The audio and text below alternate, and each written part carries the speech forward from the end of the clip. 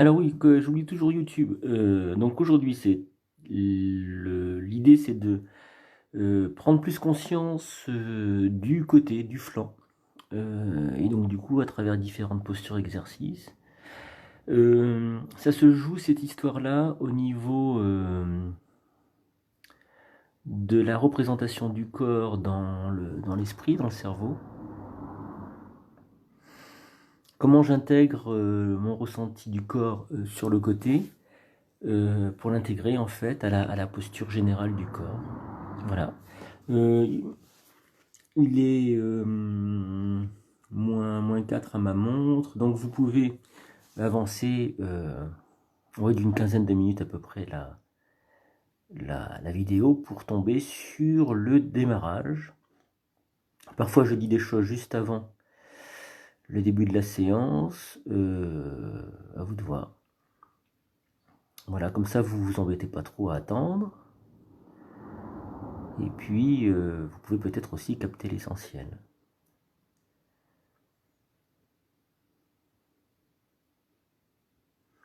Et maintenant, j'accueille les personnes sur Facebook.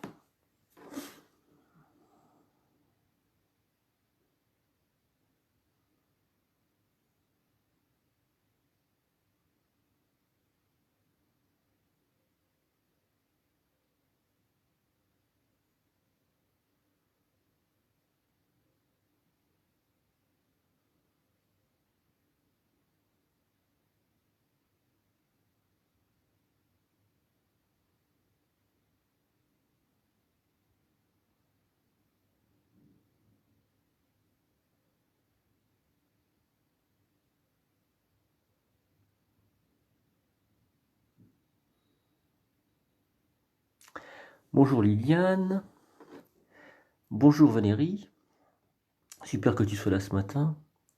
Je sais que tu as repris le travail.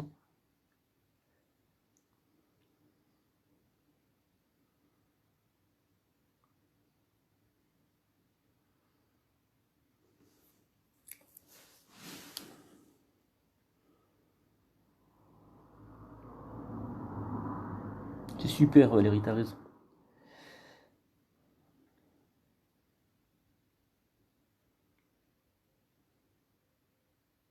Je vais essayer de commencer pas trop tard aujourd'hui. Quand je dis pas trop tard, c'est pas au-delà de 10.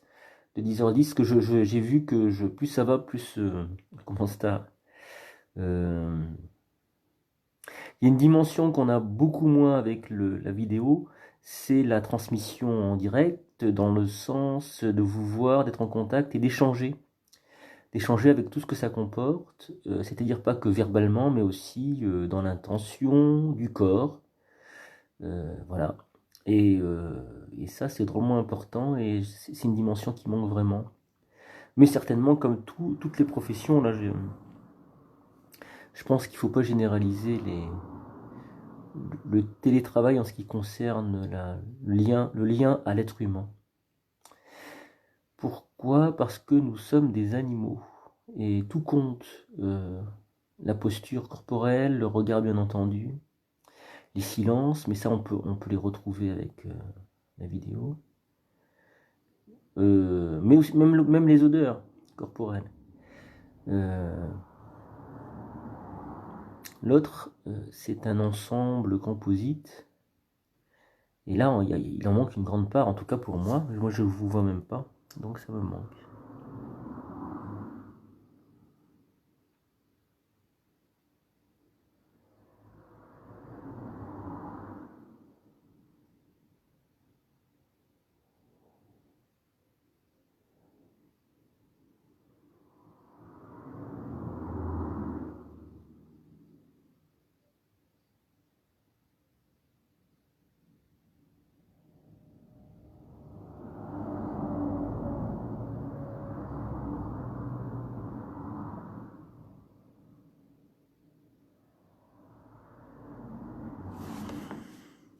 J'attends encore un petit peu qu'il y ait un peu plus de monde pour parler du thème de ce matin. Alors j'ai écrit vivre le côté ou quelque chose comme ça sur Facebook. C'est un titre un petit peu sérieux. J'avais envie de mettre étirer le flanc, c'est pas de la tarte, mais bon, ça c'est une blague que je refais depuis au moins 15 ans. Voilà, donc c'est le thème d'aujourd'hui, c'est vraiment le flanc et faire entrer un peu plus dans le schéma corporel, c'est-à-dire à la fois dans le ressenti du corps, la connaissance qu'on en a et la capacité qu'on a à l'agir, à le mouvoir, ou à le placer, le côté.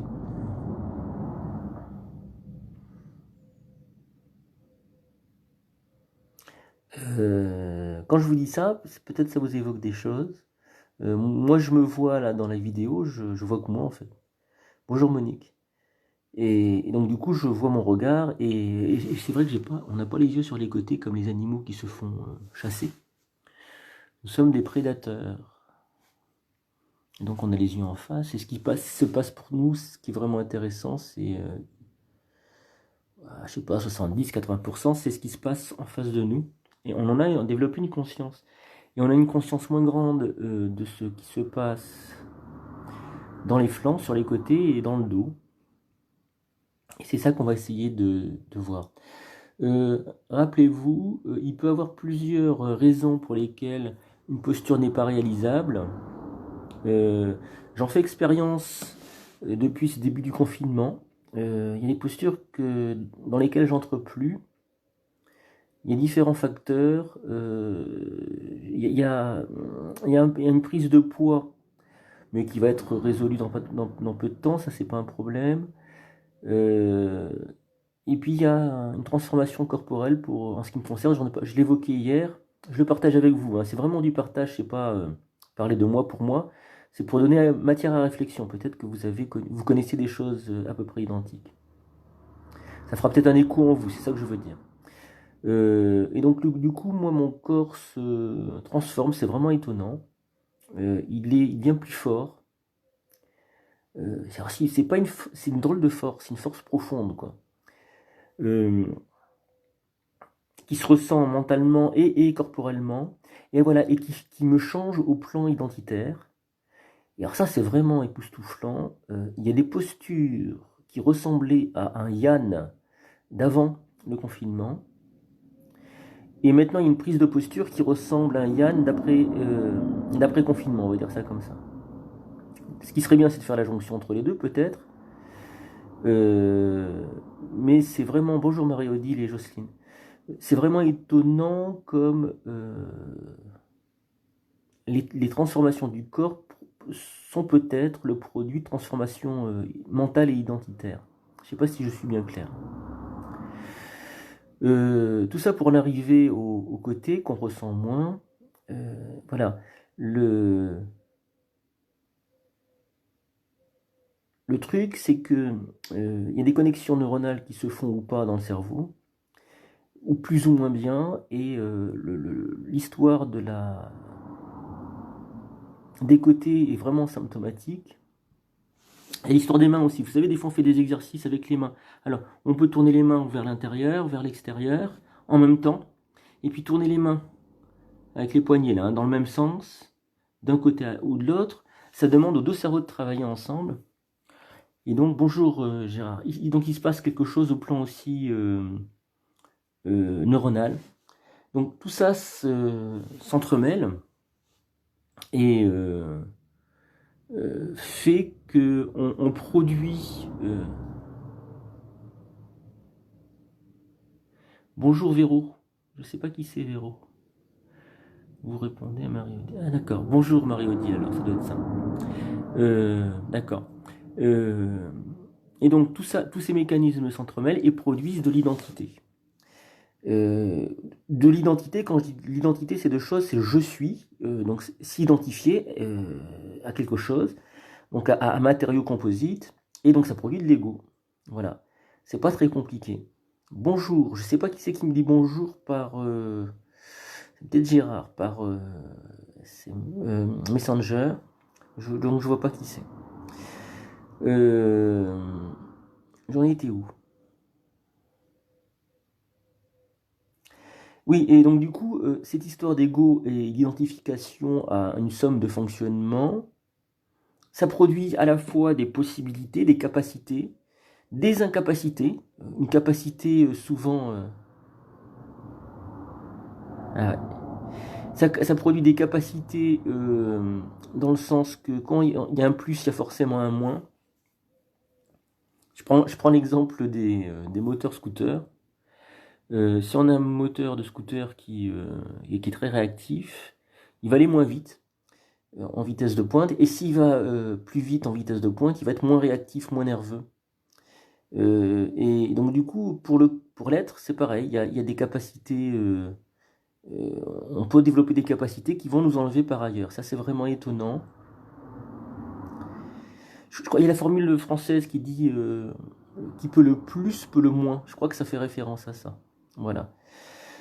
Euh, Tout ça n'est qu'une somme de fonctionnement, donc c'est à relativiser. Ça n'empêche pas qu'avec le yoga, on peut ouvrir le champ des possibles. Alors, ouvrir le champ des possibles, je suis toujours sur mon idée, mine de rien, même si je tourne comme ça. Je suis toujours sur mon idée de flanc. On peut quand même développer des ressentis, une conscience. Voilà. Et c'est ce qu'on va tenter de faire aujourd'hui avec ce travail sur les flancs. Alors on va reprendre plein de choses qu'on a déjà vues. Oui, à ce propos, je vous dis, donc on est jeudi aujourd'hui, je crois. Vendredi, il y a cours en direct. Samedi aussi, les rendez-vous énergétiques. Et puis après, je prendrai une semaine de repos. Parce que j'en ai besoin. Faut que ça se décante en moi. C'était une grosse pratique pour moi, en tant que professeur, je parle. Hein. Faire d'abord 6 cours par semaine pendant 2 semaines, puis après 5 cours différents à chaque fois. C'est de l'unicité pour moi, c'est pas habituel. Et donc du coup, j'ai besoin que ça décante.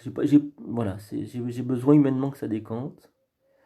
Donc je vais prendre une semaine d'arrêt. Je fais une semaine d'arrêt donc qui viendra, et je reprendrai le mardi d'après. Donc je vous mettrai toutes les dates sur Facebook.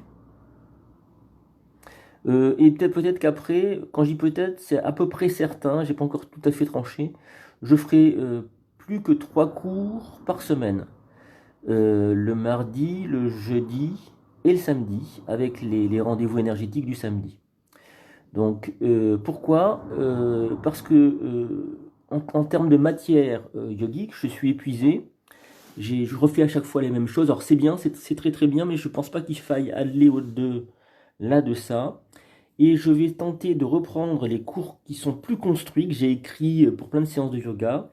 Donc ça va demander un travail supplémentaire pour les adapter. Je ferai un jour sur deux. Un jour, je réviserai mon cours. Je me le remettrai dans le corps pour voir si je peux le vivre et l'adapter. Et puis le lendemain, je l'enseignerai. Voilà. Quand vous ne me verrez pas un jour sur deux, je serai quand même en train de pratiquer pour le lendemain. Voilà. Je vais faire comme ça. Il y a de disponibles plus d'une quarantaine de cours. Il y aura à peu près 43 ou 44 cours disponibles. Donc je pense que vous pourrez, les jours manquants, repuiser dedans. Voilà. Et puis peut-être que j'essaierai aussi de faire des toutes petites vidéos. Ça, je vais voir. Des toutes petites vidéos. Sur une posture, genre qui dure 2-3 minutes. Voilà, dans lesquels aussi on pourrait puiser de la technique et de l'information.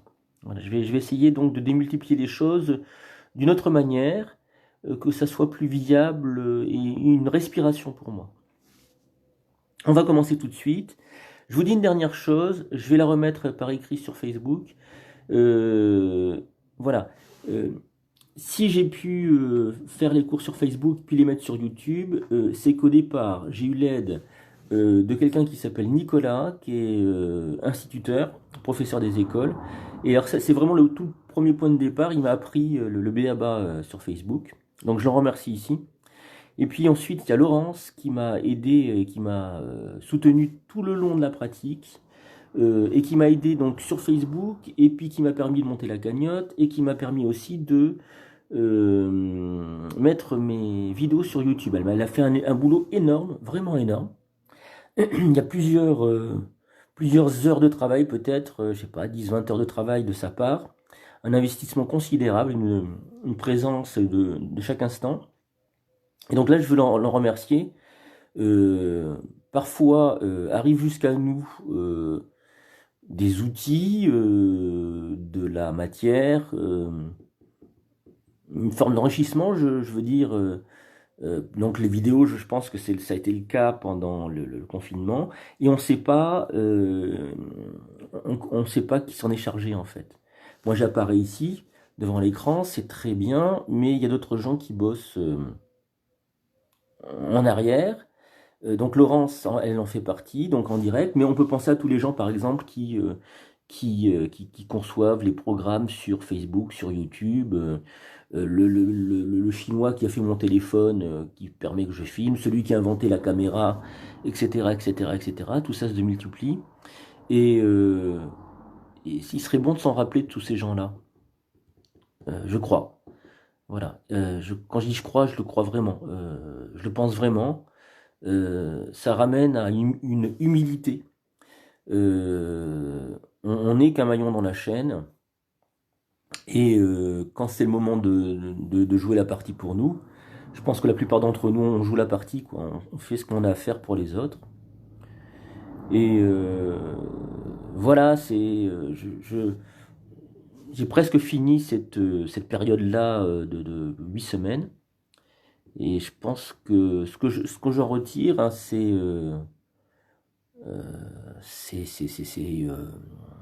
le lien humain, quoi, le lien entre les gens. Bien qu'on ait été distanciés, qu'il semble qu'on le reste encore quelque temps, euh, je pense que c'est vraiment primordial. Prendre en compte l'autre, faire le lien avec lui, essayer d'adopter son point de vue, alors, dans le sens de bonjour Gérard, dans le sens de le comprendre. Comprendre que l'autre puisse avoir un point de vue décalé du nôtre, parce qu'il a une histoire différente, qu'il vient d'ailleurs, d'une autre trajectoire, il a une autre trajectoire, et tout ça c'est vraiment, vraiment, vraiment, vraiment important. Toutes les séances de yoga, j'espère qu'elles vous ont fait du bien durant ces 8 semaines. Si on peut mettre dans son escarcelle, dans son petit panier, ce plus-là, cette compréhension que l'autre est un frère en fait, ou une sœur, hein, vous le dites comme vous voulez, ce serait bien, ce serait pas mal. Moi je crois que vraiment, voilà, je fais cette prière-là. Voilà. Donc du coup, on commence la séance. Vous voyez, on commence de plus en plus tard, hein. On commence la séance. Et puis je vous remettrai toutes les informations que je vous ai données pour la suite des événements, ma semaine de repos, et puis etc. Ok, c'est parti.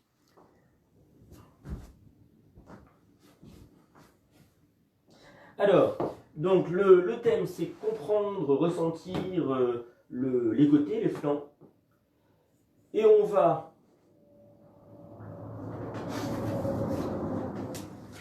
commencer direct par cette posture où on pose le bras au-delà de la tête. Elle est très simple. Inspire, j'envoie le bras au-delà de la tête, on y va ensemble, et je ressens, j'essaie de ressentir tout le flanc. L'inspiration qui remonte vers l'épaule droite, conscience et tension. Expiration qui redescend, et je relâche les tensions. Alors, l'inspire et l'expire, le souffle remonte et descend par le flanc. C'est en ça que la posture m'intéresse.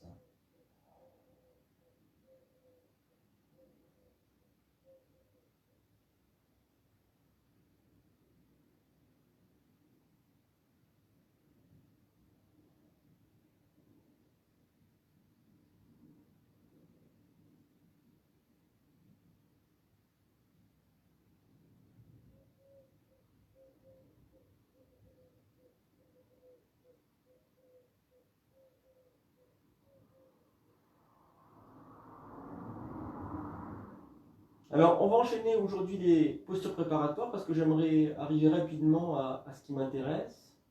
On a quand même besoin de préparer un petit peu le corps, mais on restera moins longtemps dans certaines postures préparatoires. Alors, c'est pour ça que je vous dis ça. Vous allez plier le coude, ramener sur l'expiration le bras droit le long du corps, puis voir les sensations, les effets de la posture. Le souffle dans les narines, Le côté droit, percevez-le et comparez-le avec le côté gauche. Sans jugement. Juste percevoir. Puis vous envoyez le bras gauche au-delà de la tête. Et reprenez l'écoute du souffle dans le flanc à gauche.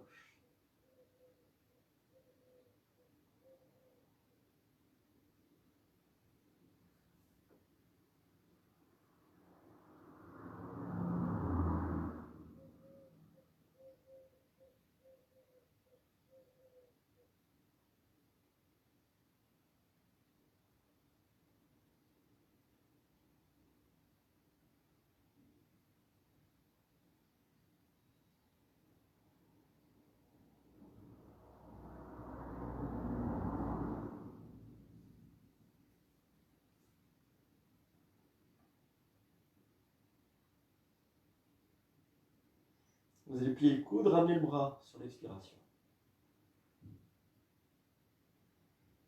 Percevez le souffle dans les narines.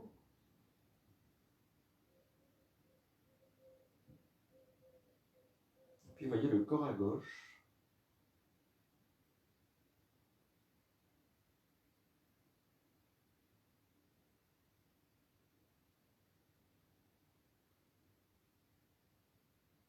Et si vous souhaitez, étirement, bâillement, souffle. Alors, vous allez ramener les plantes de pied en direction des fessiers, bras en croix ou ventre croisé derrière le crâne. Laissez poser les pieds au sol. Et voyez tout le contact du corps derrière le corps avec le sol. L'inspiration qui remonte, conscience des tensions dans le dos. Expiration qui redescend dans le dos, je relâche, je laisse se déposer.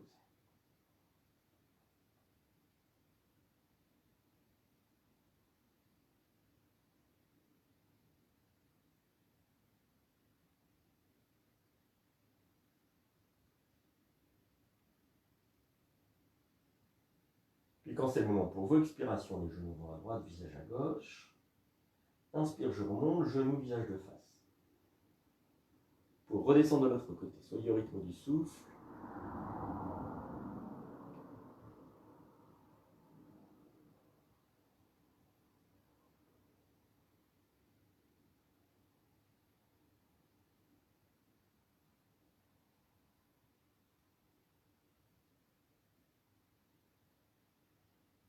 Et puis on va déposer les genoux à droite, le visage à gauche.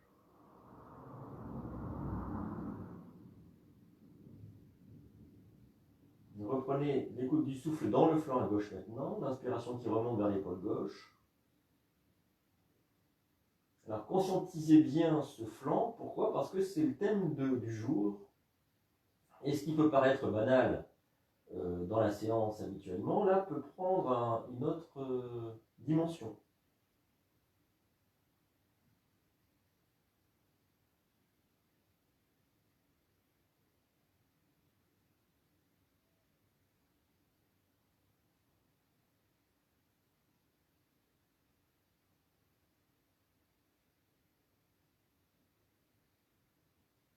Je remonte sur l'inspiration, genou, visage de face.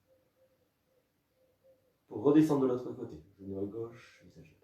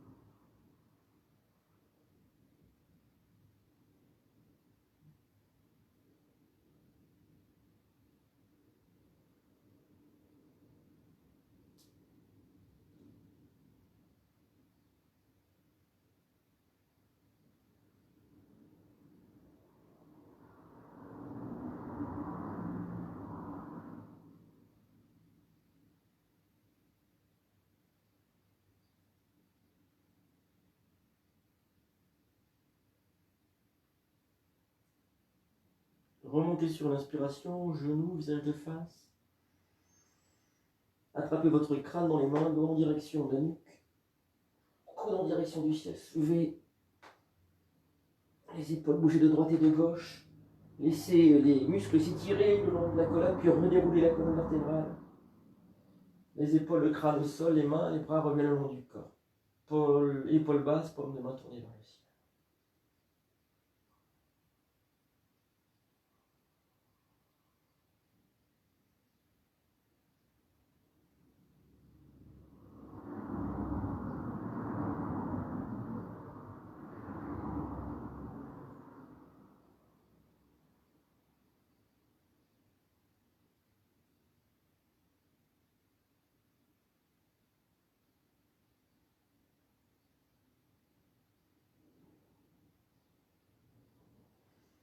Et puis, si vous le souhaitez, étirement, bâillement, soupir. Alors, on va continuer avec cette posture, exercice préliminaire, préparatoire. Il faut ouvrir les hanches, tonifier le ventre, relâcher les épaules. Et donc, on y va ensemble. Vous allez ramener les plantes de pied en direction des fessiers, allongés. Hein. Les pieds sont collés l'un contre l'autre, vous connaissez ça, c'est pour laisser s'ouvrir les hanches qui sont dans le pli de laine. Sentez l'inspiration qui pousse sur les hanches, et quand vous expirez, ça relâche, ça détend.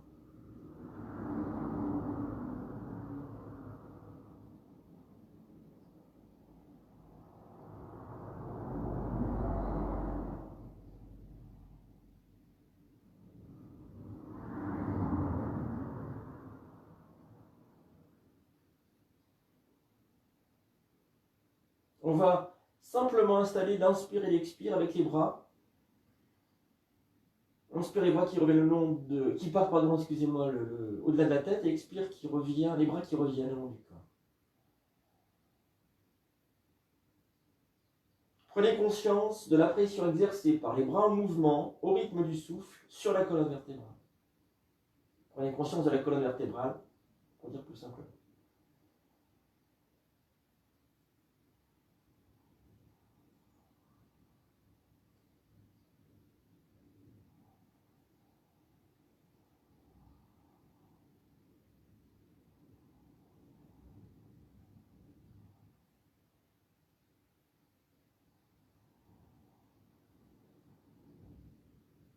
Puis ramenez les bras le long du corps.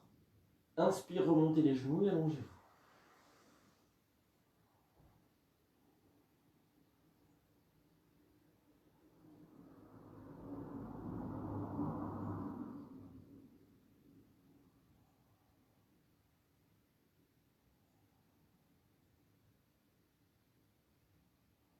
À chaque fois, prenez conscience des effets de la posture, à la fois à l'endroit précis du corps, ici les hanches par exemple, touché par la posture, mais aussi dans la diffusion, dans l'interaction qui se joue entre cet endroit précis du corps et le reste. Il y a la proximité du corps à l'articulation de la hanche par exemple, mais ça va plus loin, le bas du dos, le haut du dos, etc. C'est de prendre cette habitude de lecture du corps, ou de regard du corps, comme on regarde un paysage. Vous savez, comme quand on regarde un ciel un soir où le soleil se couche, il y a différentes nuances de bleu, par exemple. D'un bleu clair vers l'horizon, vers un bleu plus sombre vers le haut du ciel. Bien là, c'est pareil. Hein, on a différentes nuances d'effets de posture.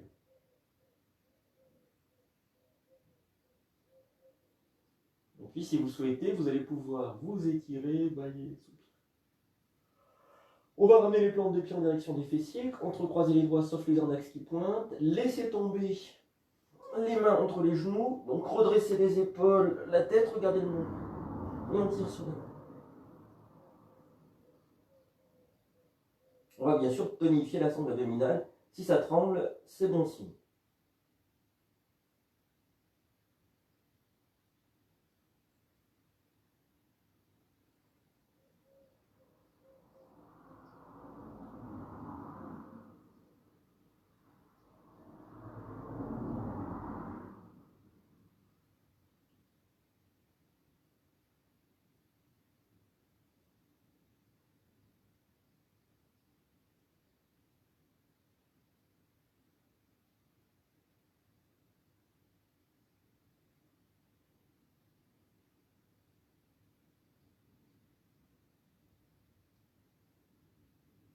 et on revient au sol. Alors, je rappelle, ça c'est un des exercices tonifiants, je trouve, les plus efficaces du yoga, en tout cas dans les postures que je connais.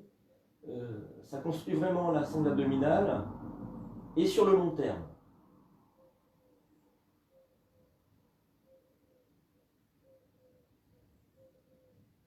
Essayez de bien détendre le corps.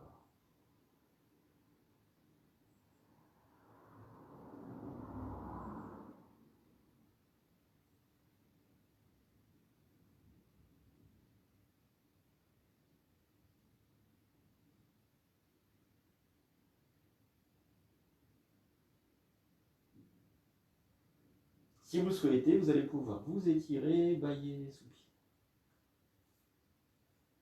Et on va venir sur le côté. Alors, je reprends mon petit papier. Ouais, voilà, c'est ça. On va commencer par ça. On va commencer, vous savez, donc, par... On connaît la posture, on l'a pratiquée au moins 3 fois. Ce sera peut-être la 3e fois aujourd'hui. Vasisthasana, la posture du sage Vasisthas. Voilà, c'est pas la posture de qu'est-ce que c'est, ou de la fenêtre dans le grenier, c'est la posture du sage Vasisthas. Alors déjà, on se vit latéralement ici, c'est-à-dire qu'on va essayer que les fessiers, les jambes, le buste soient le plus alignés possible. Il y a un étirement du flanc qui se produit à ce moment-là. C'est là l'instant préparatoire. On est ensemble, hein, je ne l'ai peut-être pas dit ça. On pratique ensemble si vous voulez bien.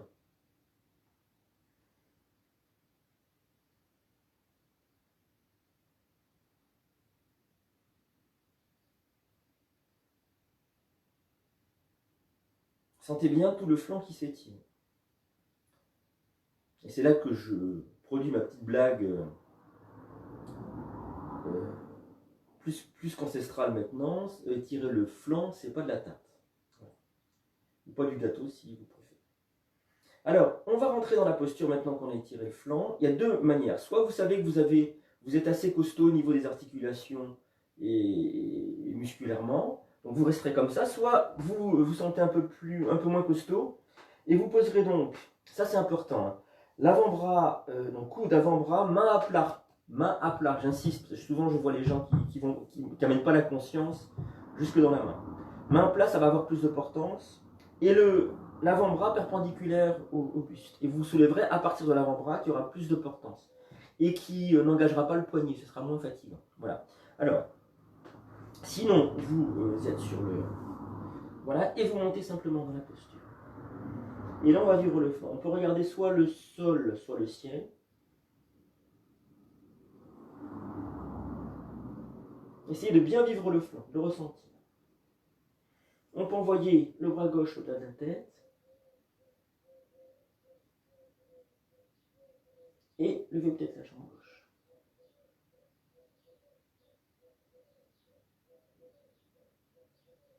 Et on se reposera. Alors, vous allez voir qu'on va revenir au sol.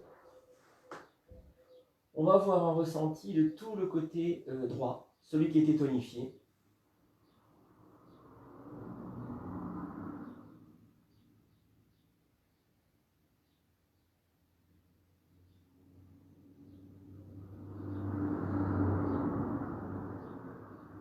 Essayez d'avoir une grande acuité, un ressenti le plus précis possible de ce flanc, de ce côté.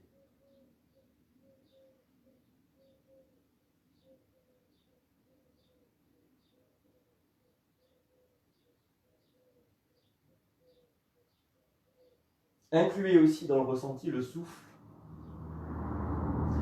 Il est fort possible que vous respiriez par la narine.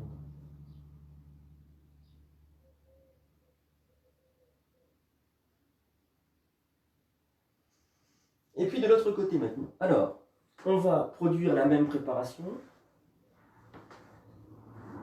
On vient sur le côté et ne serait-ce que cette étape-là est intéressante, vraiment pour vivre le côté. C'est-à-dire que pour aligner les différentes parties du corps sur un même axe.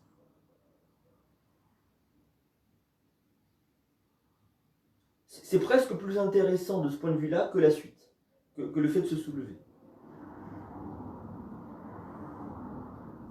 Ne négligez pas toutes les étapes de la pratique. Par exemple, jouer au football. Pour ceux qui aiment ça, il y en a moins, il y a plus de femmes dans les cours de yoga, donc moins de personnes qui apprécient le football. Moi, ce que j'apprécie quand j'étais enfant, ce que j'appréciais, c'était le jeu. Pas marquer un but forcément, pas d'arriver. Vous voyez ce que je veux dire?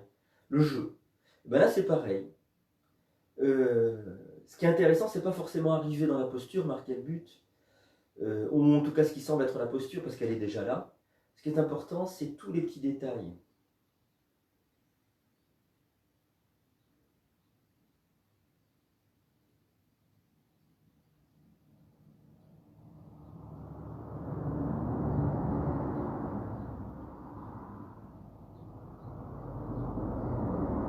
Et puis on va rentrer dans la posture. Alors oui, soit bras à plat, vous vous souvenez, perpendiculaire, coude, avant-bras, main à plat, c'est important, perpendiculaire au tronc, au buste, soit on monte sur la main.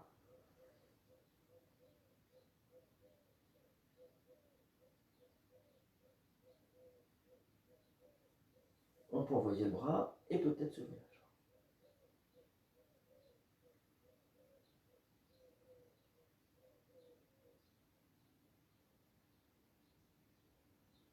Et se reposer.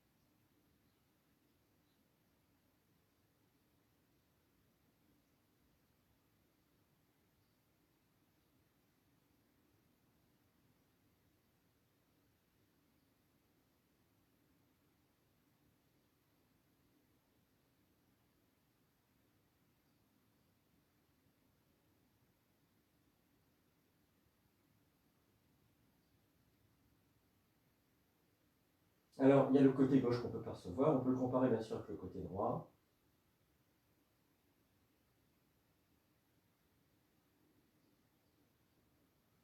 Il y a une petite chose qui est rigolote à faire, c'est dans la sensation. On perçoit le côté gauche très fort, peut-être moins le côté droit, mais on ressent que ça s'équilibre, les choses se sont équilibrées. Bon. Essayez de chercher l'axe précis, la médiane précise entre le côté droit et le côté gauche. Bien sûr que le côté gauche est le flanc, mais c'est aussi jusqu'au centre de la cage thoracique. La notion de côté, elle est un peu floue. Et donc du coup, si on va jusqu'au centre de la cage thoracique, on va pouvoir voir la ligne médiane, le point de rencontre, dans le buste, entre le côté droit et le côté gauche. Ça c'est intéressant parce que ça nous aide à nous centrer, notamment par rapport à la colonne vertébrale qui est à l'arrière. Il y a dans cet axe-là aussi le nombril, le creux de la poitrine, le cœur, le creux de la gorge. Ajna chakra, on est vraiment sur cette ligne médiane. Et comprendre les côtés, les ressentir, les intégrer, c'est aussi comprendre cette ligne médiane. Ça, c'est très intéressant.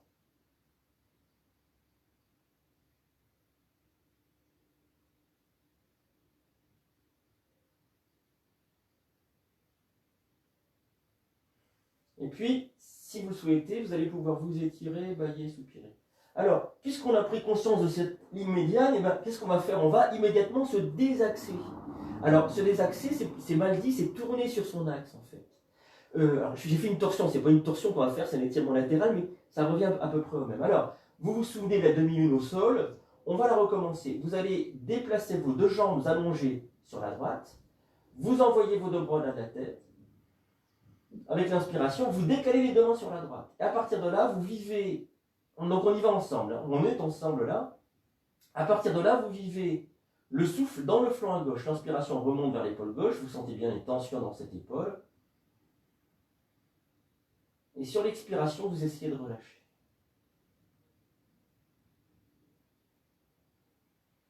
qui veut dire que la main qui était partie sur la droite, elle repart sur la gauche. Je parle de la main gauche. Hein. Tout le bras qui part sur le côté avec le souffle.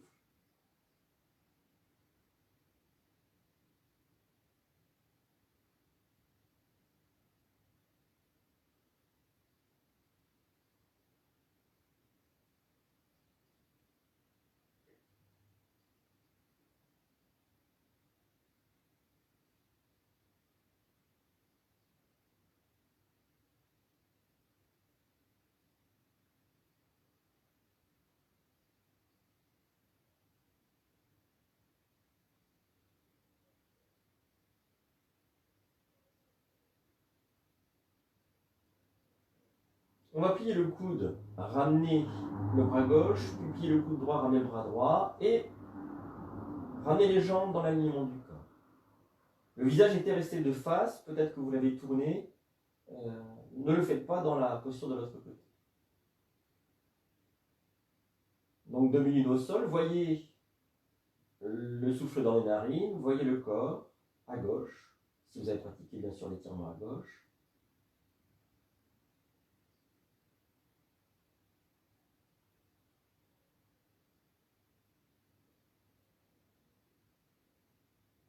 Alors, ce qui est intéressant avec ces 2 minutes au sol, c'est que ça met vraiment en lien le sacro-iliaque, donc dans le bassin, en bas du dos, avec la ceinture scapulaire, mais dans le dos, l'omoplate, qui est relié avec l'épaule.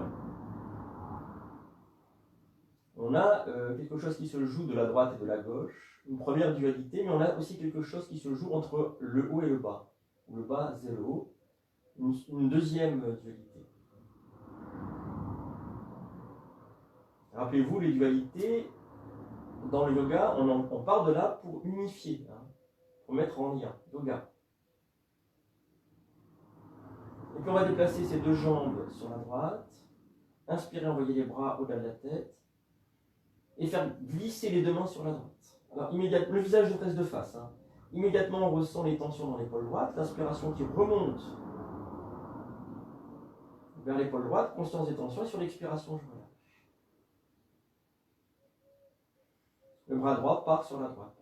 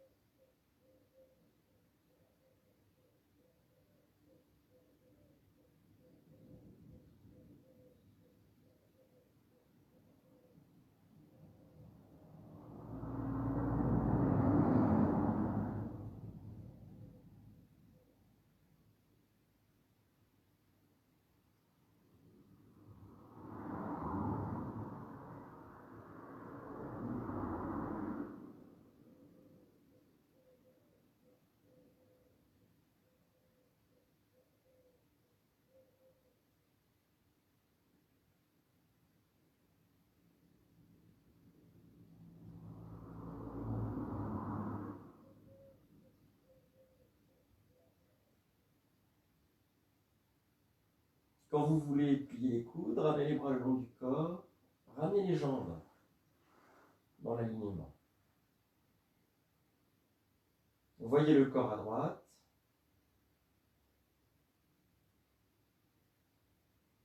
On peut le comparer avec le corps à gauche. On peut bien sûr, dans cette posture aussi, voir la transformation qui s'est produite entre le haut et le bas, comment le corps s'est étalé, s'est égalisé.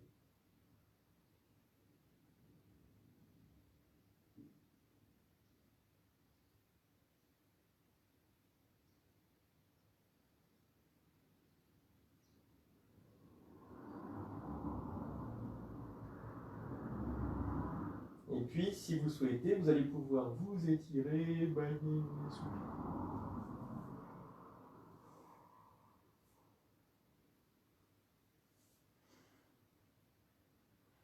Et on va revenir sur le côté. Alors, là on était sur le dos, mais c'était bien une posture sur le côté, une demi-lune, c'est toujours un étirement du flanc. Petite parenthèse, c'est ça qui est marrant toujours avec les postures de Hatha Yoga, c'est que ce qu'on voit, ou ce qu'on donne à voir, c'est pas exactement la réalité de ce qui est vécu à l'intérieur. Hein. Et quand je dis vécu à l'intérieur, c'est le souffle, c'est la respiration qui conditionne énormément en fait la posture de yoga. Alors, on va venir sur le côté. On va commencer par le côté, comme vous voulez, droit ou gauche. L'essentiel, c'est qu'on se voit et qu'on pratique ensemble. Alors, deux possibilités. Si j'ai des problèmes de cervical, on va commencer par là, par la variante. Vous allongez votre bras et vous posez votre oreille sur le bras. La paume de main est à plat. Voilà. Si vous n'avez pas de problème de cervical, vous posez votre tête dans votre main. On a pratiqué ça il n'y a pas si longtemps. L'oreille, vous voyez, j'espère que vous voyez, en tout cas je vous explique.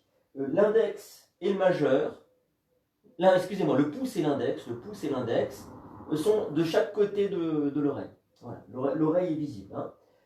Ne posez pas votre main, n'écrasez pas votre oreille. Voilà. Et la main gauche, ou la main restante, est en appui devant la poitrine. On s'installe dans la posture.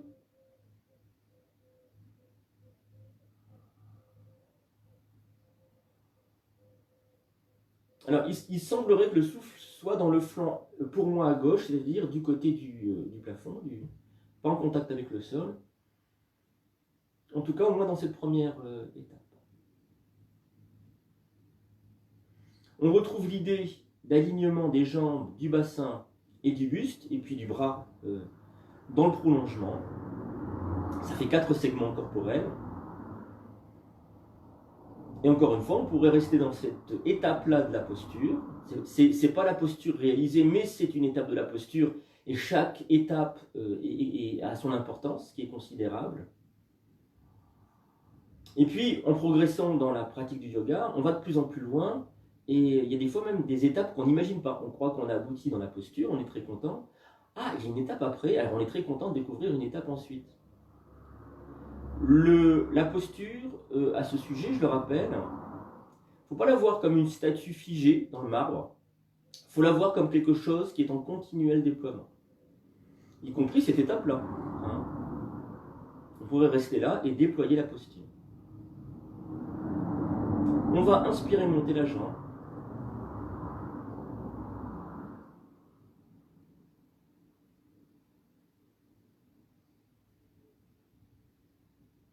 Expire, on la repose.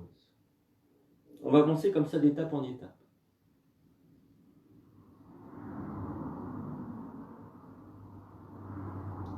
Détendez bien le corps quand la jambe est revenue. Hein.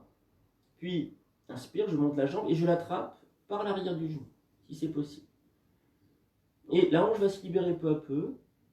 La main est plus comme un soutien qu'elle produit une traction. Hein. Elle produit légèrement une traction, mais pas tant que ça. Il me semble que maintenant le souffle est dans le flanc qui est en contact avec le sol.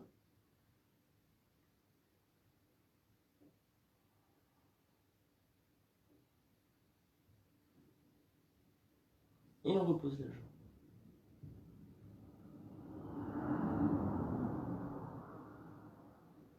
Détendez le corps, détendez le mental aussi. Le mental avait plein de stimuli, et là tout se repose. Vous pouvez devenir pur observateur, c'est ça qui est intéressant, hein, qui est nécessaire même pour la posture. Troisième étape, alors j'attrape le gros orteil, je passe mon index majeur pouce qui vient faire la boucle, et tac, je monte le pied vers le ciel. On peut poser pour l'instant le coude tranquillement contre le genou, le temps que la posture se stabilise. Fixez le sol du regard, ne bougez plus les yeux. Ça va aider à l'équilibre. Alors, ce qui est difficile dans la posture, c'est de la faire latérale, c'est-à-dire à la fois de tendre la jambe et d'ouvrir la hanche, sans que les fesses ne partent en arrière.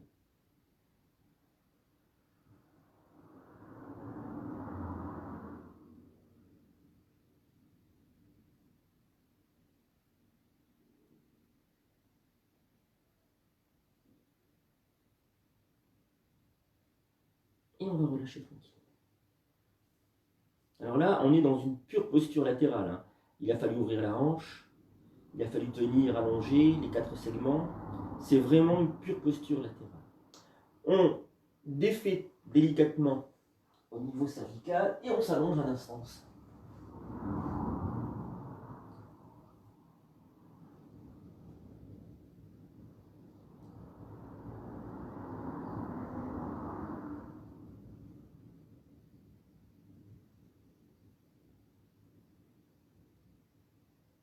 Alors, je pense que c'est une posture assez difficile à réaliser parce que il y a à la fois l'équilibre, il y a le côté latéral et puis il y a la symétrie.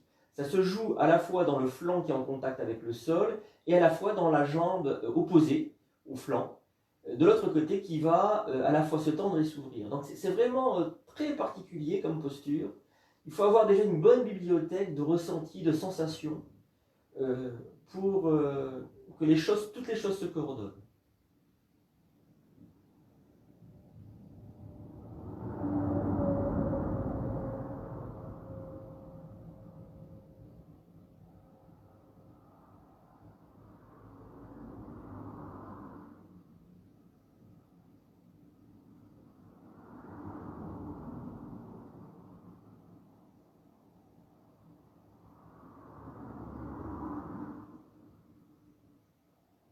Et on va repasser de l'autre côté si vous voulez bien.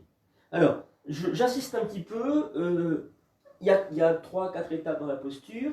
Ne vous jugez pas si vous n'arrivez pas jusqu'au bout. Et voilà. Ouais, voilà. Je crois qu'il faut rester humble par rapport à tout ça. Pas pour une posture morale, mais pour profiter de des choses dont on peut profiter. Voilà. Alors, soit vous allongez le bras, paume de main à plat, l'oreille posée sur le bras, soit vous pliez le coude. Alors, il faut bien que le bras soit dans le prolongement du buste. Et on entre tranquillement dans la posture. Souvenez-vous, ne posez pas votre main à plat sur l'oreille. Le pouce est d'un côté, l'index de l'autre côté de l'oreille.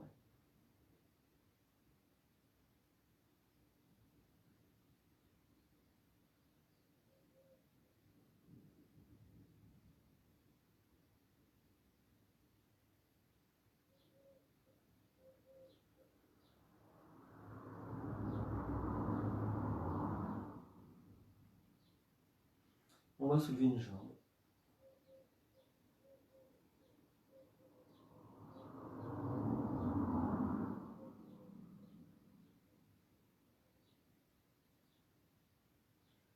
Ah ben alors, vous voyez, mon ressenti du souffle a changé.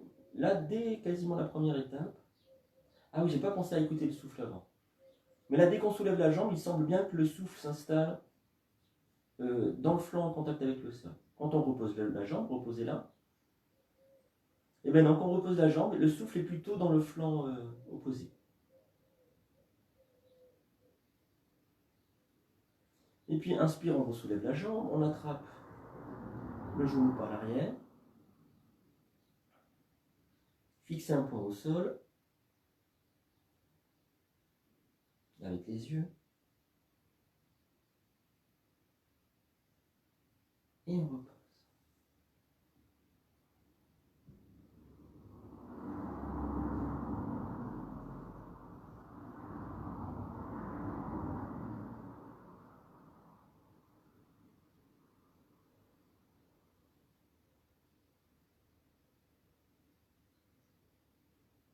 On va attraper le gros orteil, donc index majeur entre le gros orteil et le deuxième doigt.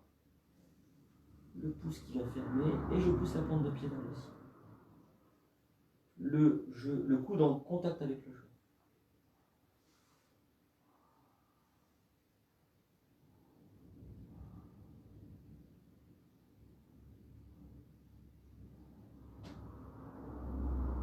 J'essaie d'ouvrir la hanche et de pousser la pointe de pied vers le ciel.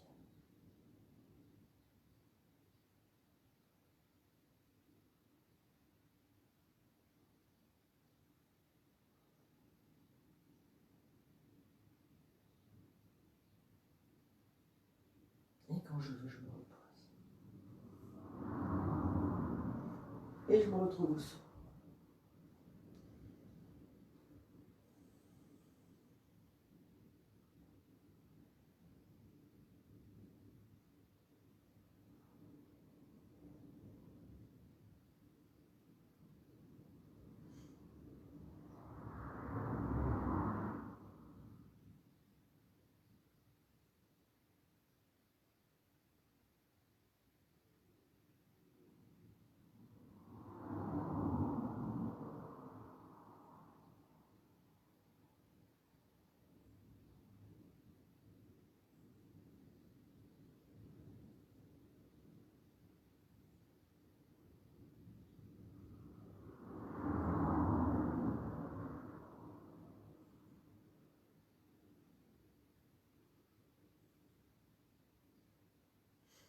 puis, si vous le souhaitez, vous allez pouvoir vous étirer, bailler, soupirer. Et on va passer debout si vous voulez bien.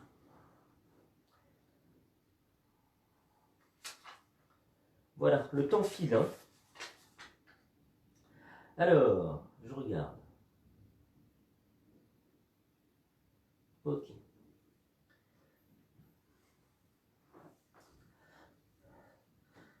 Alors, on va reprendre les demi-lunes, parce que les demi-lunes, Ardha Chandrasana, c'est vraiment ce qui concerne le côté, le flanc.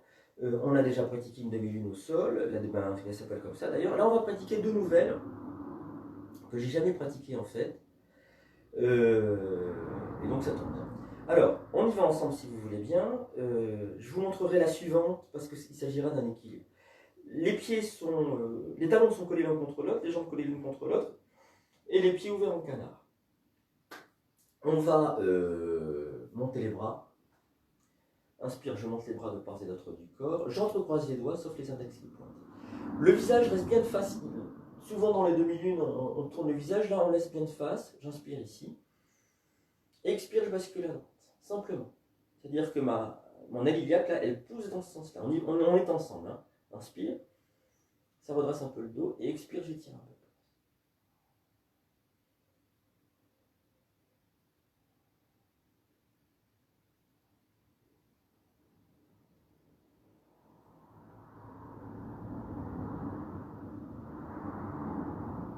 Inspire, je reviens. Défaites la posture. Retrouvez un écart de pied agréable.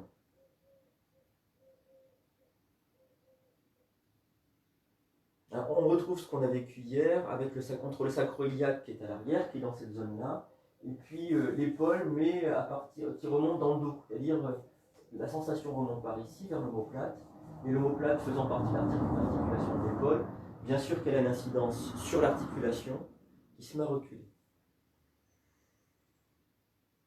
Mais aujourd'hui, puisqu'il s'agit du côté, ramenez votre attention, focalisez à nouveau sur le flanc, sur le côté. Il y a des sensations qui vont être à bas bruit, et les sensations de l'étirement du flanc, elles peuvent l'être. La sensation de l'épaule et de l'omoplate, c'est peut-être plus fort. Donc traversez ça et allez voir le côté.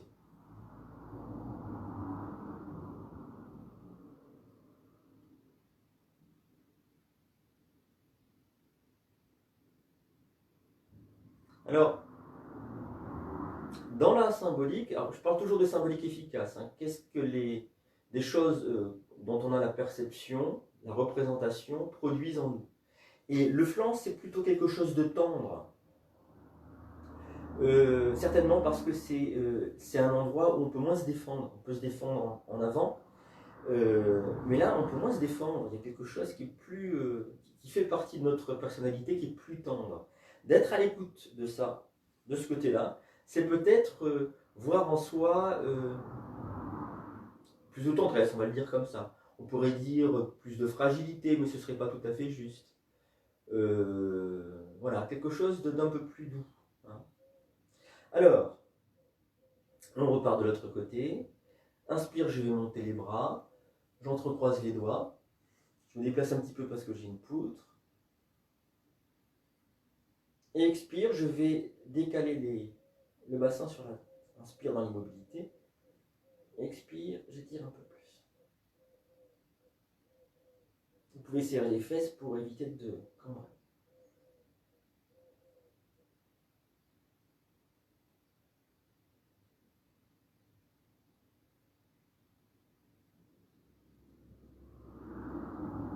Inspire, je reviens.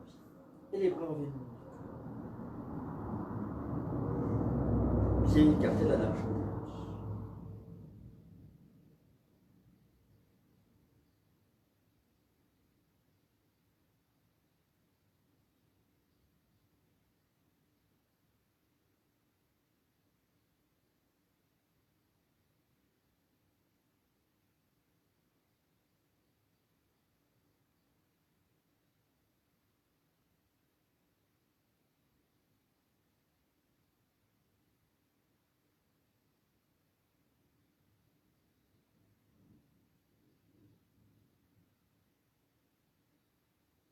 Et puis, si vous le souhaitez, vous allez pouvoir vous étirer, bailler, soupirer.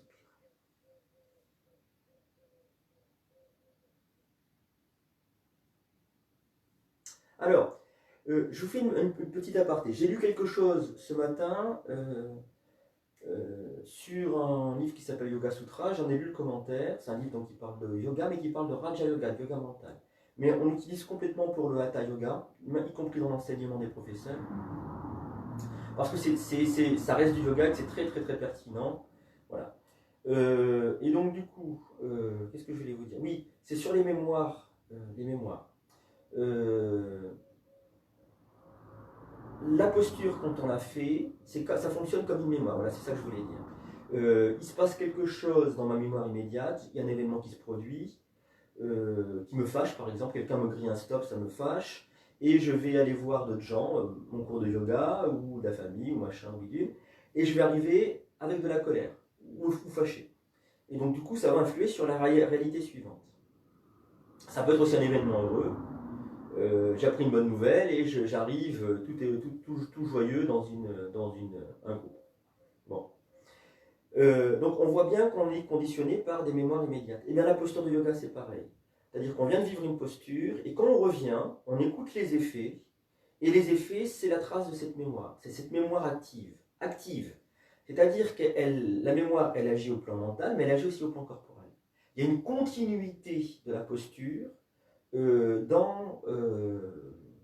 après qu'elle ait été arrêtée, stoppée. Hein. En fait, elle n'est pas arrêtée, elle continue d'agir dans le corps. Et ça s'appelle une mémoire corporelle. C'est assez important ce que je souligne là. Pourquoi? Parce que ces mémoires, c'est bien d'en prendre conscience, elles agissent en nous et elles nous conditionnent. Elles peuvent nous conditionner dans le bon sens. J'ai appris une bonne nouvelle, je suis heureux et je communique de ma joie au groupe, ou dans le mauvais sens.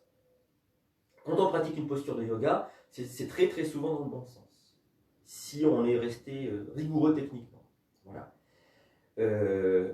Cette mémoire-là, on l'utilise, il faut l'écouter, il faut y mettre de la conscience, c'est-à-dire pas faire sa posture et penser à autre chose et partir après dans une autre histoire.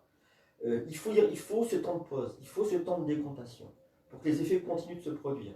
Là, la colonne vertébrale elle continue de se redresser, les cervicales, etc. Tout s'est mis en place. Donc il faut laisser ce temps-là à la mémoire corporelle de se déployer. Voilà, c'est vraiment important. C'est vrai dans la vie aussi. Donc, prendre le temps, prendre conscience, et puis dans un autre temps, on pourra oublier ces mémoires qui nous conditionnent complètement. Mais ça, c'est une autre histoire. Ça concerne ce que j'ai lu ce matin, donc de Yoga Sutra de l'auteur Patanjali. C'est sur, en fait, la méditation et la réalisation. C'est le projet du Hatha Yoga, quand même. Il ne faut pas oublier cette histoire. Je ferme ma parenthèse. Alors, je vous montre la suite. Je vais vous montrer, donc, je vais partir à droite. Et ben c'est très bien que je pars à droite. Même techniquement, c'est très bien. Alors, je vous montre, j'ai découvert la posture ce matin, je n'avais jamais pratiqué. Elle est vraiment très intéressante. Je ne sais pas ce que ça va donner. Hein. Je vais poser donc à l'arrière du crâne ma main. C'est peut-être un peu plus bas, mais ce matin j'ai posé à l'arrière du crâne. Il faudra que je révise, je vois plus précisément la technique. En attendant, je la fais comme je ressens spontanément les choses. Si je pose la main à l'arrière du crâne, j'ai l'impression de soutenir le crâne, c'est pas mal. Peut-être qu'il faut mettre la main plus bas, j'en sais rien, il y a peut-être plusieurs étapes aussi. Et puis la main droite, là, qui va porter sur le côté, elle est tournée vers le sol, comme si je m'appuyais sur le sol.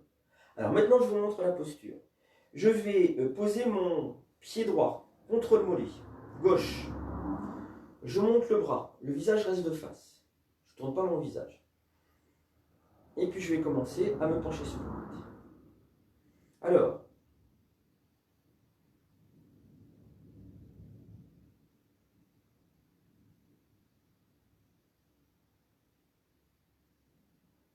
et je reviendrai. Alors l'idée, c'est de prendre conscience du coude gauche,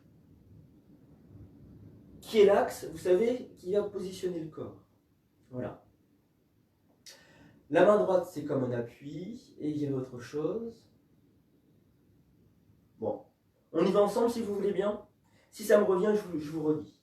Alors, ce que vous allez faire, c'est ouvrir le pied gauche un peu en canard. Poser le pied droit contre le mollet. Posez la main gauche à l'arrière du crâne avec le coude gauche qui part. Le bras droit tendu. Si vous voulez laisser les orteils du pied droit au sol, n'hésitez pas. Hein, ça fera un point de contact en plus. Vous pouvez glisser le pied droit jusqu'à la cheville. Et puis, quand c'est possible, on bascule.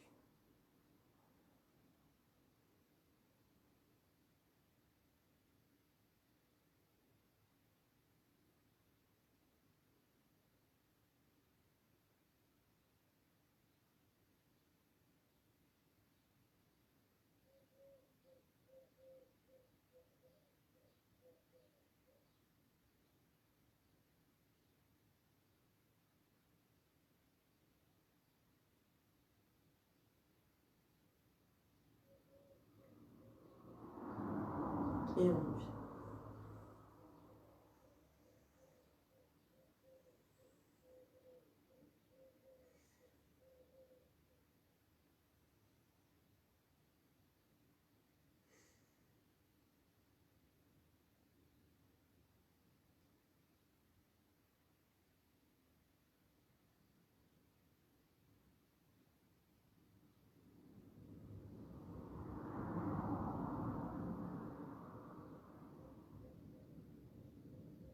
Restez présent au côté droit. Alors ça peut être le flanc, mais ça peut être aussi tout le côté droit, devant, derrière, avec cette histoire de sacro-iliaque et d'omoplate à l'arrière. Ça peut être aussi, je dis droit, je sais plus. Ça peut être aussi la jambe gauche. Hein. Tout ça c'est vraiment le côté.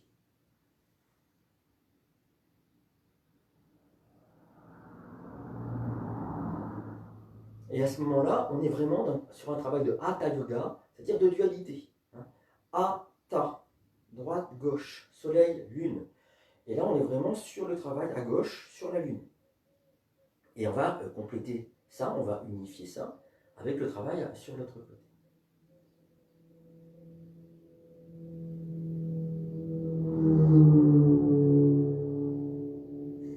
On repart de l'autre côté si vous voulez bien. J'ouvre un peu le pied droit, je pose mon pied gauche contre le mollet, la main droite à l'arrière du crâne et je monte le bras gauche. Alors, c'est encore une posture asymétrique. J'ouvre l'épaule droite et j'ouvre la hanche gauche. Et puis quand c'est possible, je bascule.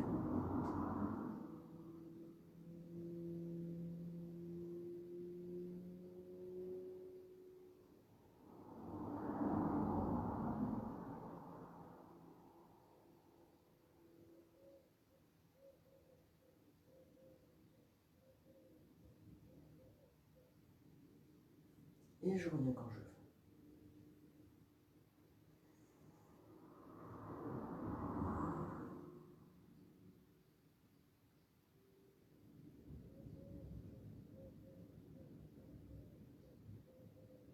Essayez d'observer le côté droit, mais dans son unicité. Bien sûr qu'il est constitué de différentes parties, comme la jambe est constituée de différentes parties, les orteils, le pied, la cheville, etc. Bien là, tout le côté droit est constitué de plein de parties, qui sont eux-mêmes, chaque partie, constituée d'autres parties. Bon. Essayez d'unifier tout ça, d'avoir un ressenti global.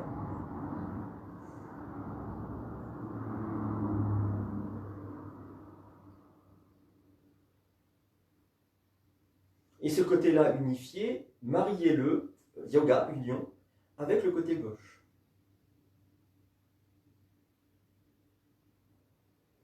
Voyez si les choses sont égalisées ou pas, équilibrées ou pas.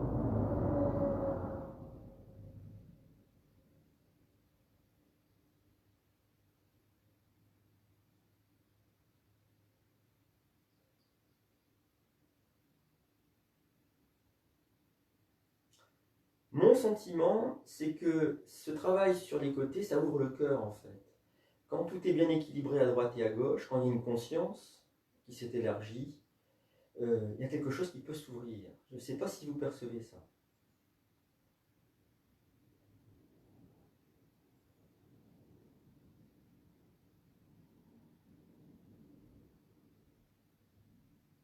Voilà, comme s'il y avait l'équilibre, vous savez, de la balance. C'est que le cœur, c'était vraiment le point central, nodal de cette dualité-là. Et quand Tout est bien équilibré, droite-gauche, tac. Ici, ça peut s'exprimer, c'est juste. Alors, si vous le souhaitez, vous allez pouvoir vous étirer, bâiller, soupirer. Et on va venir sur l'avant du tapis pour les salutations au soleil. Je voulais faire plus de choses. Et voilà, et bien tant pis. Alors,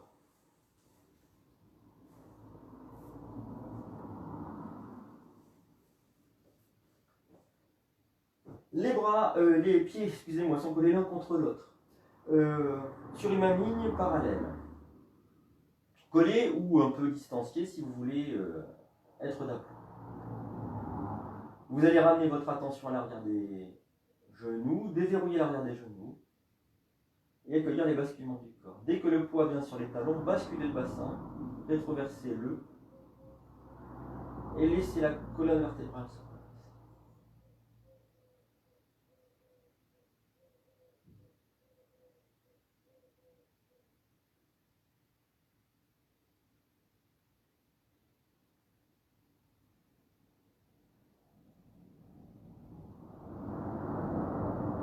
Puis vous amenez les mains en namasté au niveau du nœud du cœur et puis on va y aller.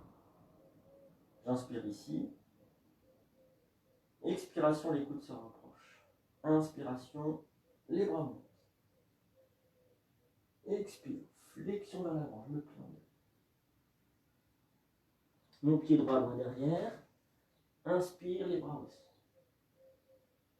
Les mains au sol. Le pied gauche à hauteur du droit, la montagne dans l'expiration. Genou au sol, inspire ici. Expire, je m'étire en chat. Inspiration, cobra. Expiration, la montagne. Mon pied gauche entre mes deux mains, inspire. Main au sol, pied droit à hauteur du gauche, front en direction des genoux, expire. Inspire, ça remonte. Expire. J'inspire ici. Expiration, les coudes se rapprochent. Inspire, les bras montent. Expire, flexion vers l'avant, je me plie en haut. Mon pied gauche loin derrière. Inspire. Main au sol. Pied droit autour du gauche, la montagne dans l'expiration. Inspire ici. Expire, je m'étire en chat. Inspiration de cobra. Je retourne les orteils, expire la montagne. Mon pied droit entre mes deux mains. Inspire. Main au sol. Pied gauche à hauteur du droit. Expire.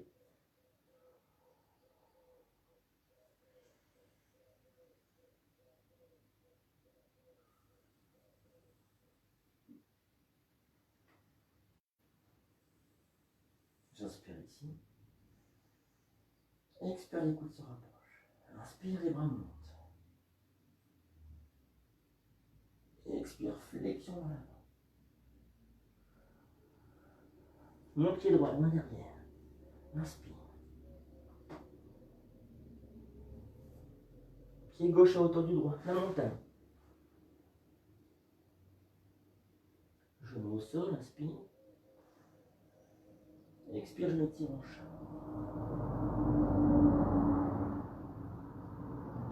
Inspiration, cobra. Expire la montagne. Mon pied gauche entre mes deux mains, inspire.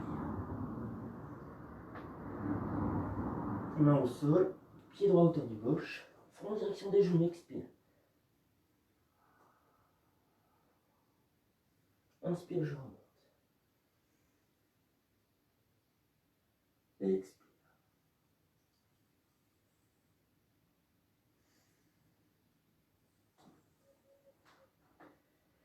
Pieds écartés à la largeur des hanches, mains ouvertes, yeux fermés si vous le souhaitez.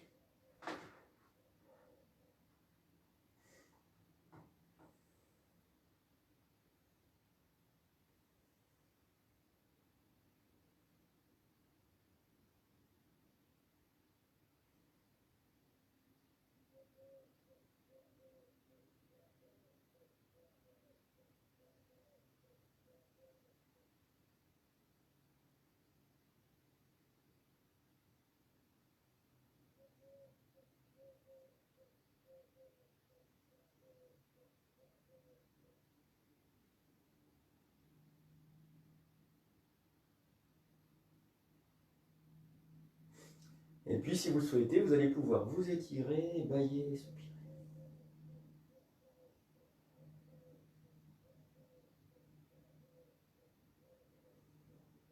Alors, vraiment pas le temps de faire ce que je voulais faire jusqu'au bout.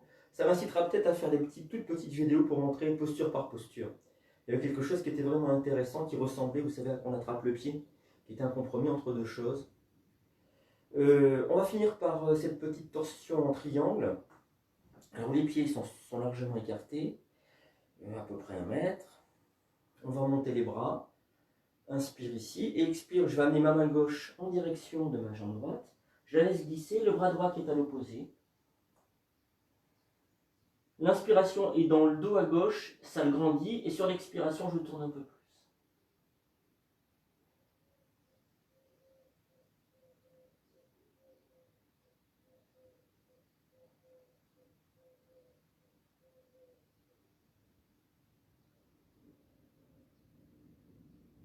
Inspiration,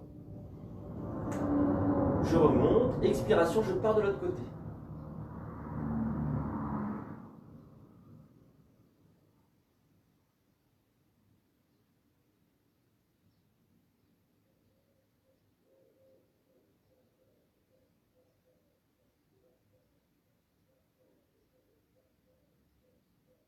Je serre le ventre, inspire, je remonte. Et on ramène les bras.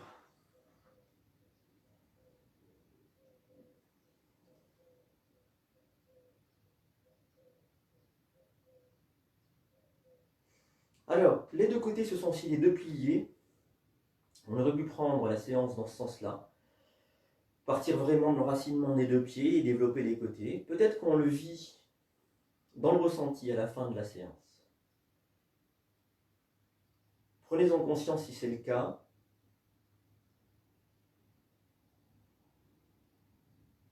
Que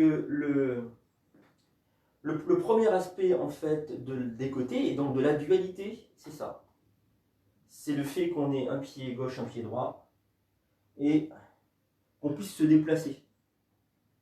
Sans dualité, c'est l'immobilité, pas le déplacement. Mais il faut que cette dualité-là ne soit pas une dispersion, c'est-à-dire quelque chose qui part dans tous les sens. Il faut que ça soit quelque chose de centré.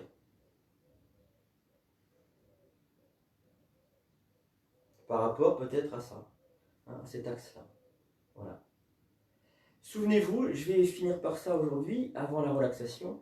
Souvenez-vous que la pratique du Hatha Yoga, elle a un correspondant qui est la réflexion au plan philosophique. On parle de système, et ce système-là, il s'appelle Samkhya, c'est le Yoga Sutra que j'ai cité tout à l'heure, de Patanjali. C'est-à-dire que chaque posture, par rapport à des critères qui sont toujours les mêmes, par exemple la dualité, ça c'est vraiment le gros truc du Hatha Yoga, et puis l'unification de cette dualité, hein, c'est vraiment l'aspect le plus important au plan de la pédagogie, de la construction du Hatha Yoga. Donc chaque aspect de la posture, du souffle, machin bidule, ça peut être réfléchi par rapport à ça. Il peut y avoir des prises de conscience. Ces prises de conscience, elles sont très importantes dans notre avancée de la pratique, dans notre transformation personnelle. Voilà. Sinon, c'est juste une pratique corporelle et ça n'a pas trop d'intérêt. Vaut mieux faire de la planche à voile. Au plan corporel, c'est plus... il y a immédiatement plus de plaisir. Dès qu'on tient sur la planche, c'est super. Voilà, je dis ça, ou du ski, ou j'en sais rien. Ou simplement être marcher dans la nature. Il y a une satisfaction qui est plus immédiate. Là, ça demande un effort. Et cet effort, il ne faut pas que ça soit une compétition, une violence vis-à-vis de soi-même. Je ne pense pas. Il faut que cet effort produit, il soit la possibilité d'une plus grande légèreté, donc d'une transformation.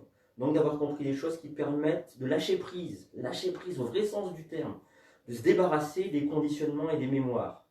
Là, je vous parle vraiment, je traduis du sanskrit en français. Hein. Pas que je connaisse forcément les mots en sanskrit, mais je sais que c'est les mots qui sont repérés dans la littérature philosophique attenante au Hatha Yoga. Voilà. Le Samkhya, ça s'appelle. Si vous le souhaitez, vous pouvez vous étirer, bâiller, soupirer et vous installer pour la relaxation de fin de séance.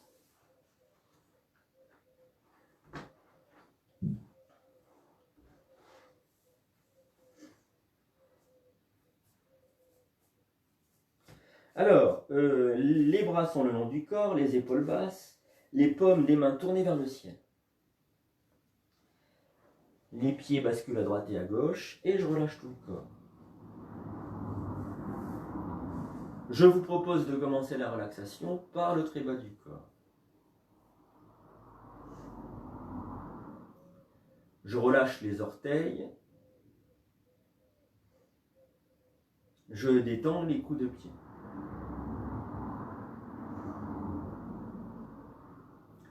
Je relâche les plantes de pied. Je détends les talons.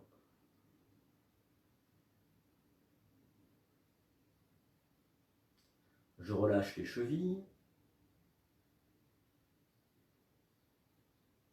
Je décontracte les mollets.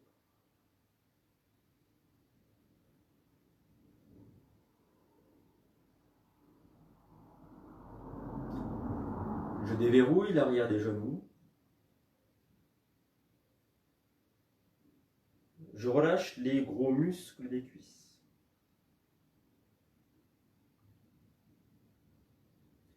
Je détends tout le bassin. Je relâche le ventre.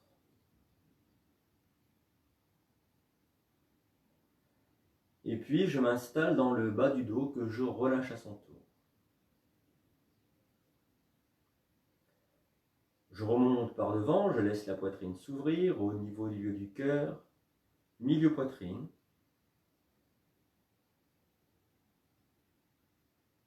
Et maintenant, je m'installe dans le haut du dos, que je relâche à son tour. Je le laisse se répandre au sol, se fondre avec le sol. Je détends la gorge. Je relâche le menton. De la pointe du menton jusqu'aux oreilles, je relâche la mâchoire inférieure.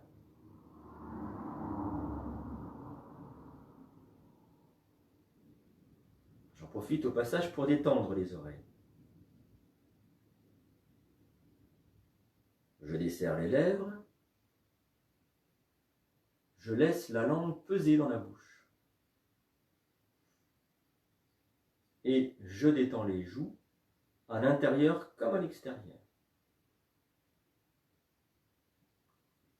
Je défroisse les ailes du nez. Je déplisse les paupières. Je laisse peser les yeux dans leur cavité oculaire. Et je vais dérider tout le front comme si une grande vague déroulait de la droite vers la gauche.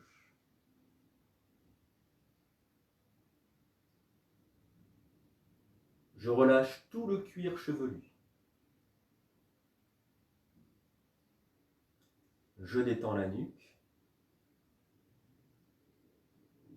Et puis je vais relâcher les doigts des mains, le dos des mains, les paumes des mains. Je détends les poignets. Je relâche les avant-bras. Je détends les coudes. Je relâche les bras. Et enfin, je détends les épaules.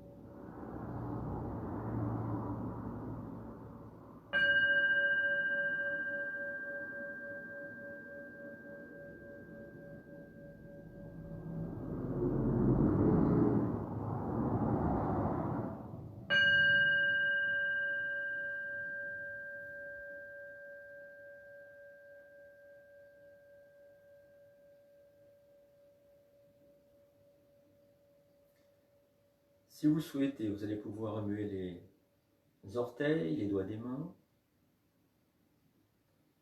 Vous étirez, baillez, soupirez. Vous pourrez faire rouler la tête à droite et à gauche, tranquillement, gentiment. Ramenez les genoux sur la poitrine, attrapez les genoux dans les mains et dessinez des ronds avec. Dans un sens et puis dans l'autre, et ainsi massez le bas du dos.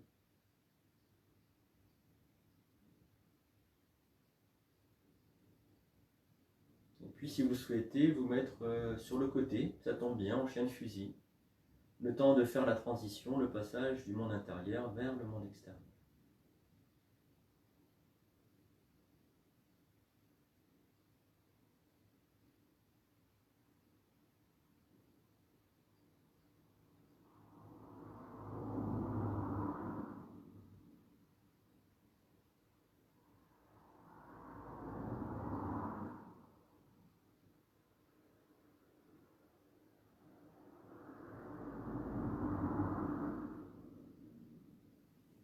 Je vous remercie, je vous souhaite une très bonne fin de journée. Je vous dis à vendredi, donc demain, si je dis pas de bêtises. Je perds un peu la notion du temps. Mais c'est demain, vendredi. Et puis, voilà. Peut-être qu'on va terminer cette série des séances sur les parties du corps. Bonjour Guy, j'avais pas vu qu'il y avait un Guy. Donc c'est sur les parties du corps avec le dos. Certainement, on va terminer là-dessus. On va terminer sur le dos. Et puis après, samedi matin, pratique énergétique. Et puis après, semaine de repos. Puis on reverra, je vous refilerai toutes les infos. Portez-vous bien, je vous embrasse. Et à demain matin, on va dire à partir de 10h. Bonne journée, Valérie.